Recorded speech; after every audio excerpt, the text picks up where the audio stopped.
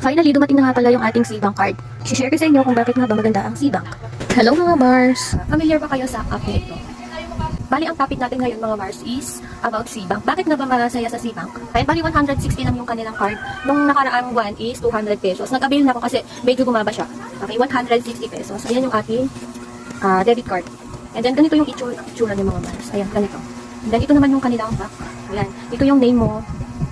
And then ito naman yung kung paano natin i-activate. Dito nakasulat kung paano natin i-activate. Punta lang kayo dun sa apps ninyo. Share ko sa inyo about my experience about using Cbank. Number one is high interest and daily earnings pa. Check natin yung ating interest daily. Ayan, inalagay na lang natin sa taas. Ito yung interest daily. Ayan, kahit cent pa yan, kahit piso lang yan mga Mars, kapag pinagsama-sama mo siya, is sobrang laking halaga din. Unlike sa Gcash, ayan, unlike sa Gcash mga Mars, kapag yung money mo is nilagay mo sa Gcash, hindi siya tumutubo. Unlike sa Cbank mga Mars, is daily yung kanyang interest. Kahit saan pa yan, pag pinagsama-sama mo is sobrang laking halaga din. Ayan, bali number 2 natin is wala siyang maintaining balance. Unlike sa ibang bangko. Like, yung gamit ko dati is, di ba sasabihin ko ano yan? Bali nag-avail ako ng my debit card and then passbook. And then may maintaining balance na 10,000. Bali, once na nabawasan mo yung 10,000 is, parang nag-ano sila ng penalty. Ayan. Sobrang laki ng penalty, 300 pesos.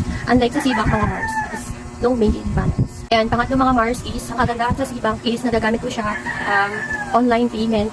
Mahilig ako mag-shopping mga Mars. Bali, connected na siya sa aking Shopee account. Ayan, kapag nag-pay ka kasi sa through Cbank, ayan, direct na siya mismo dun sa account ko dun sa Shopee.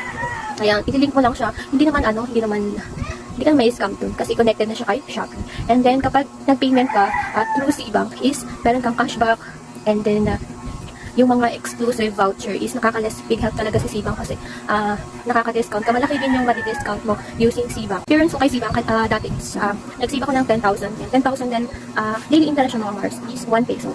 Okay, kapag nisave mo siya sa loob ng isang buwan, meron kang earnings na 30 pesos. Diba? Sobrang na yun. Unlike sa ibang bangko mga Mars, yung 10,000 mo is 3 pesos na ang 3 pesos na ang interest.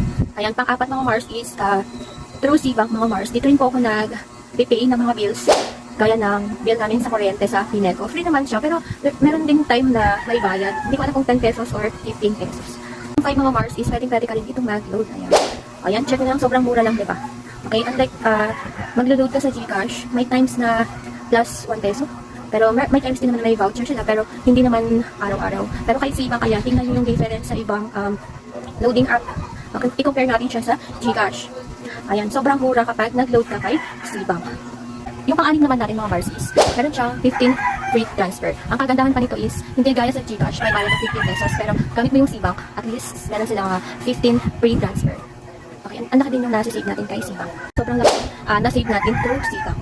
The last one is, ang pinaka-the best talaga kay Cbank, halimbawa, nag-save kayo for emergency fund, halimbawa, nagkasakit kayo, ganyan-ganyan, diba? Hindi naman maiwasan, diba? O at least yung sinesave yung pera para sa emergency fund nyo is nag-create siya ng interest. Ayan, sayang din kasi yun, diba? Unlike sa ibang bangko. Kaya kung interesado ka kay Cbank, ilalagay ko yung link ni Cbank, then ilagay mo na lang yung ating referral code. Ayan, thank you for watching!